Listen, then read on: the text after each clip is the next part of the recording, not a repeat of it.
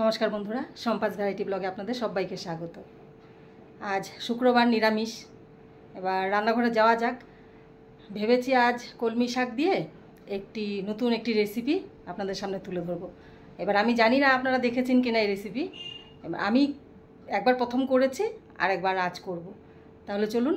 আর আজ নিরামিষ, সব রান্না হয়ে গেছে। এবার কলমি শাকটা শুধু রান্না করব। তাহলে চলুন, কি কি রান্না করেছি এটা আপনাদের দেখাচ্ছি। প্রথমে দেখাচ্ছি তেঁতোর ডাল করেছি পেঁপে দিয়ে তেঁতোর ডাল। আর করেছি পটল ভাজা। আর এদিকে করেছি আলু পটল রসা। আর আলু পটল রসা আমি একদম হালকা করে করেছি, কারণ প্রায় রিচ খাওয়া হয়। মাছ মাংস তো আর কম ইসেতে তেল মশলায় খাওয়া যায় না। এবার আলু পটল তরকারিটা আমি একদম কম মশলা দিয়েছি। আর সপ্তাহে 2 দিন হালকা খেতে হয়।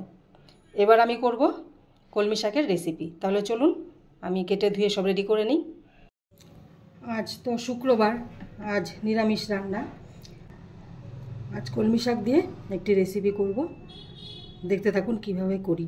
আর কলমি শাকগুলো কিন্তু একটু বড় বড় করে কাটতে হবে, ঠিক এতটা করে কেটে নিতে হবে। আর এই কলমি শাকের ডাঁটাটা যতটা পর্যন্ত নরম থাকবে ঠিক অতটা পর্যন্ত নিয়ে নেব।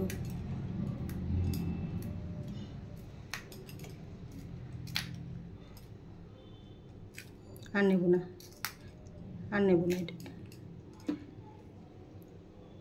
এবার ঠিক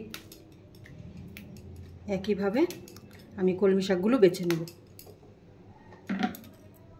কড়াই বসিয়ে দিয়েছি, দিয়ে এবার তেল দিয়ে দেব। এবার আমি বানিয়ে নেব কলমি শাকের রেসিপি। আর কলমি শাক কেটে ধুয়ে রেডি করে নিয়েছি। এবার আমি তেল গরম হলে দিয়ে দেব একটা শুকনো লঙ্কা আর সামান্য কালো জিরে।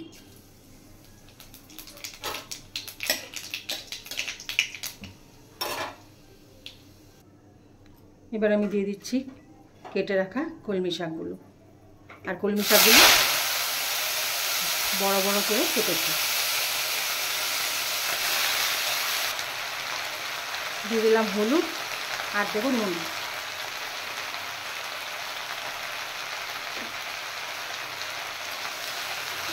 একটু ভাজা ভাজা করে নেব,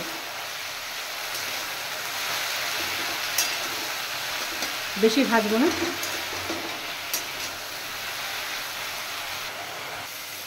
এবার দিয়ে দেব কেটে রাখা 2টো আলু। আর আলুগুলো আমি ঠিক লম্বা লম্বা করে কেটেছি।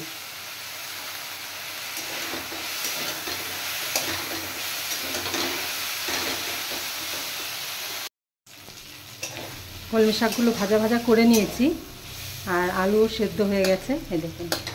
এবার আমি দিয়ে দেব পেস্ট করে রাখা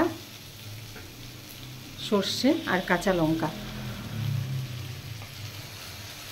সামান্য জল দিয়ে বাটিটা ধুয়ে দেব।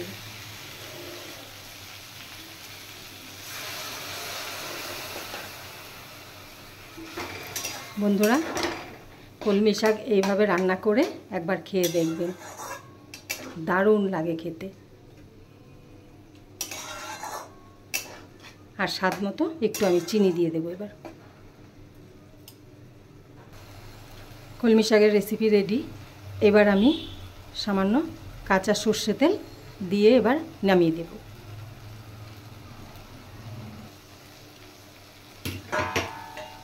হয়ে গেছে, এবার আমি নামিয়ে দেব।